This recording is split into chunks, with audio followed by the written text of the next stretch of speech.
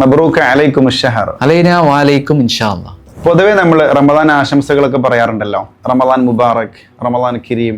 എന്നാൽ അതിൽ നിന്ന് വ്യത്യസ്തമായിട്ടുള്ള ഒരു സെന്റൻസ് ആണ് പരിചയപ്പെടുത്തിയത്. ഇപ്പൊ നമുക്കൊരാളോട് പറയാം മബ്റൂക അലൈക്കും അഷ്ശഹർ. അപ്പൊ എന്താ മറുപടി പറയേണ്ടത്? അലൈന വഅലൈക്കും ഇൻഷാ അല്ലാഹ്. നോമ്പിന് നമുക്കറിയാലോ അറബിയിൽ സൗം എന്നാണ് പറയാറ്. അപ്പോൾ നോമ്പുകാരന് അറബിയിൽ എന്താണ് പറയുക? സോയിം എന്നാണ് പറയാം. സോയിം. അതൊരു ഫീമെയിൽ ആണെങ്കിൽ സോയിമ. ഇപ്പൊ നമുക്ക് ഒരാളോട് ചോദിക്കേണ്ടി വരും, നീ നോമ്പുകാരനാണോ? എങ്ങനെ അറബിയിൽ പറയാം?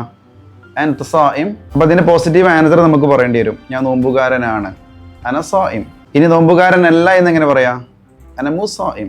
നോമ്പ് തുറക്കുന്നതിന് ഇഫ്താർ എന്നാണല്ലോ പറയാറ്. നോമ്പ് തുറക്കാൻ സമയമായിട്ടുണ്ട്, പെട്ടെന്ന് വാ. ഈ സെന്റൻസ് അറബിയിൽ എങ്ങനെ പറയാം? ഹാൻ വഖ്തുൽ ഇഫ്താർ അല്ലെങ്കിൽ സോർ വഖ്തുൽ ഇഫ്താർ തആൽ ബിസുർഅ. ഈ ഹാന അതല്ലെങ്കിൽ സോറ എന്നൊക്കെ നമ്മൾ പല ഘട്ടങ്ങളിൽ യൂസ് ചെയ്യാറുണ്ട്. എക്സാമ്പിൾ പറയുകയാണെങ്കിൽ ഇപ്പം നമസ്കാരത്തിൻ്റെ സമയമായി, ഹാൻ വഖ്തു സ്വലാത്ത്.